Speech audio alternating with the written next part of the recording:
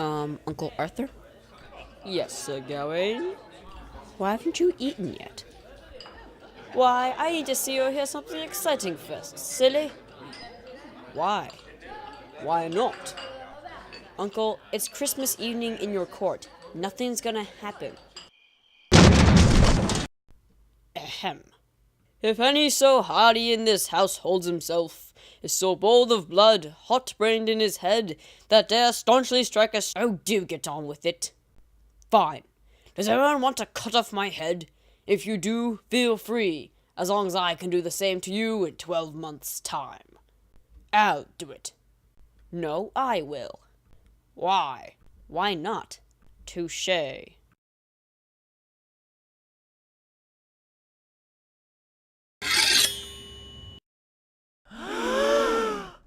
See you in a year.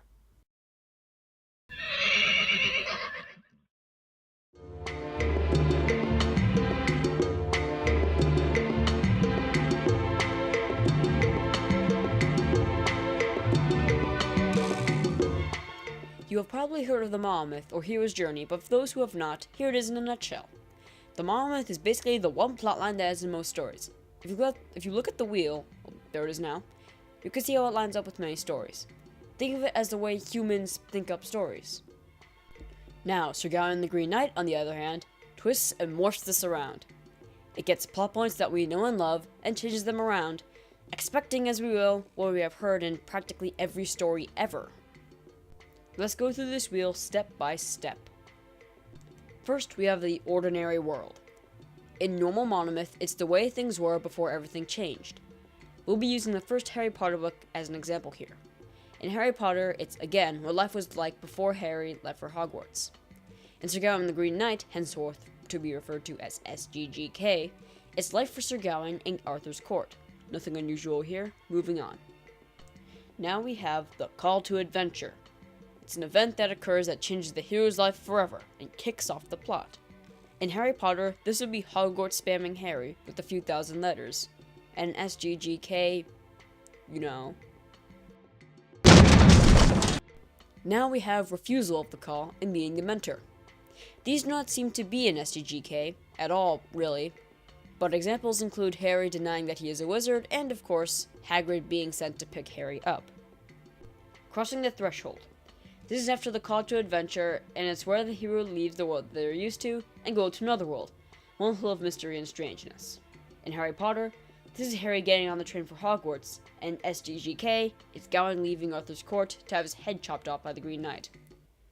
Are you starting to sense some fiddling with Monomyth here by the author?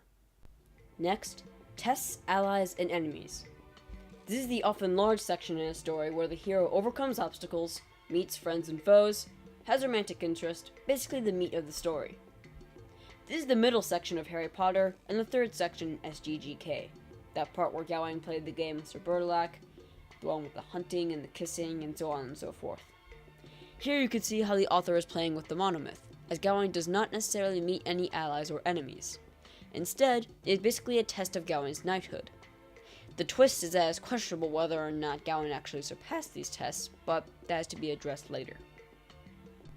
Now for the innermost cave and the ordeal. This is where the hero goes up against the villain in a dramatic sort of way. Everything that has happened so far, the hero's life, was all leading up to this very moment.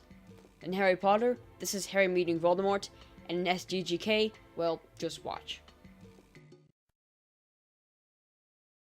It appears as if there is a tree in my way. I must dismount my noble steed.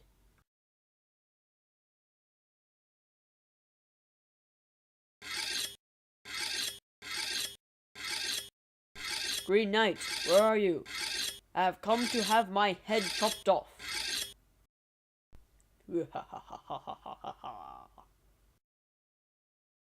In your uncle's words, let's get on with it.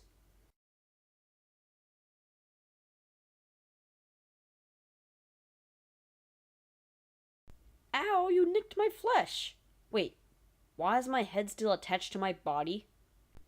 Well, you see, it's because Morgan Le Fay, who is a woman in the castle, were just not on my opinion, so I would look at the severed black, and because you were not entirely honest what you had gotten the other day, I warned you only about their bill because you had broken record only the other day. Okay. I didn't really get it either, I had to look it up on SparkNotes. Now, for the reward. This is where the hero, as the name suggests, gets a reward for defeating their foe. In Harry Potter, this is the way Harry was changed by his experience. And SCGK, it's... Wait, what? Surely must be a mistake. Is this the wrong... Hold on. Nope, this is it, alright. Oh. Sorry, I hate it when the author does that. Wow, what a plot twist. The author appears to have messed with their brains. The reward is Sir Gawain's defeat. Or was it his victory? Hold on a moment. Let's get to this.